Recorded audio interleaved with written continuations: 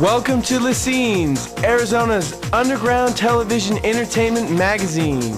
Join us each week as we bring you up to speed on what's happening in Arizona's arts, entertainment, fashion, fitness, and technology scenes. Let's do it! Welcome to this edition of Less Scenes. My name is Rochelle Miller. And I'm Tyler Hardy. We are Arizona's underground entertainment magazine.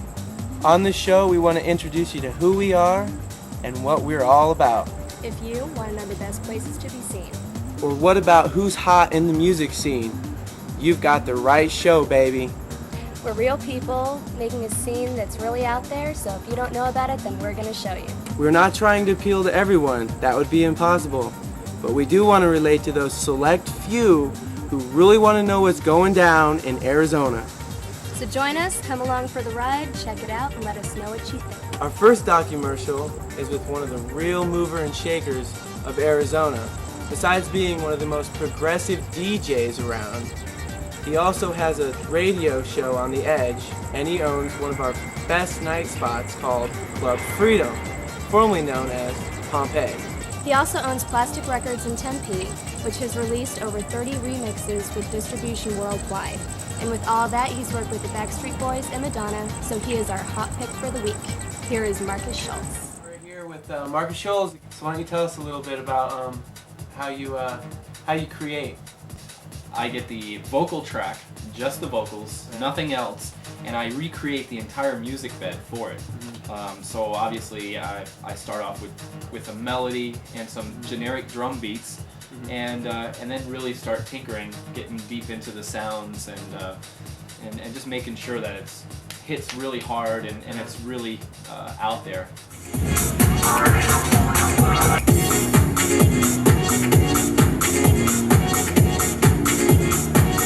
What kind of projects are you into right now, in this moment?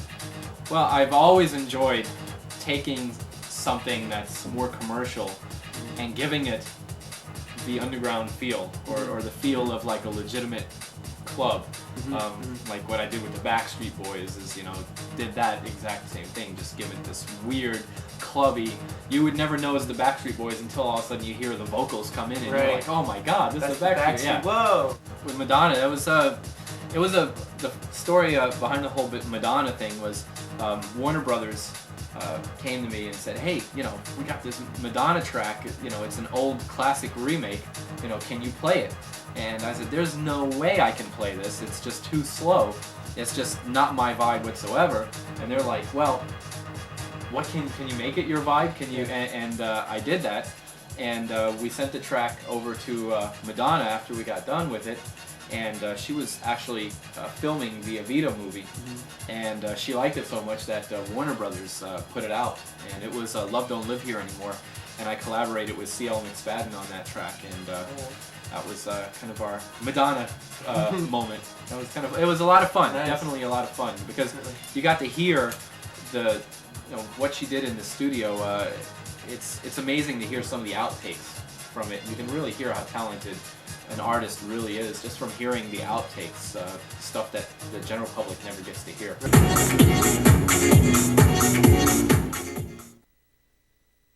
If you just take the vocal track and nothing else, then you get forced to give it your vibe, and 100% your vibe, not the other producers, just your vibe. And so I always request just the vocal track and the original song to listen to just as a reference. Tell us about your equipment. So you're doing, what do you use on for software, programs and stuff? Mostly Pro Tools, which is my mixing program, and then I have Vision, which is my sequencing program, and I have Sample Cell, which is my sampling program. And then I just run all these keyboards through Vision and Pro Tools, lock them all up, and there you go. Just whatever I play in the keyboard on the keyboards gets recorded right into the computer. So how many records do you have out? You said 26?